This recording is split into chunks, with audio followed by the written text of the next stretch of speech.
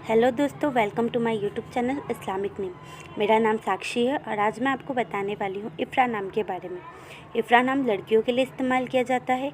इफ़्रा नाम एक इस्लामिक नाम है और अरबी ज़ुबान से लिया गया है। इफ़्रा नाम का मतलब होता है एडप्ट, मतलब अनुकूल बनाना। बात करें इनके लकी नंबर की तो इनका लकी नंबर है 7, मतलब 7। बात करें इनके लकी दिन की तो इनका लकी दिन है फ्राइडे एंड सैटरडे, मतलब शुक्रवार और शनिवार। और बात करें इनके लकी कलर की तो इनका लकी कलर है ब्लू, ब्लैक एंड वॉयलेट, मतलब नीला, काला और बैगनी। और बात करें इनके लकी स्टोन की तो इनका लकी स्टोन है एमाइथस्ट। एमाइथस्ट का मतलब होता है जम्बूमणि। एमाइथस्ट जामुनी रंग का काफ़ी सुंदर और चमकीला रत्न होता है। लकी मेटल्स की बात करें तो इनका लकी मेटल है आयरन, मतलब लोहा। अगर आपका नाम इफ़्रा है तो कमेंट बॉक्स पर अपना नाम ज़रूर लिखें।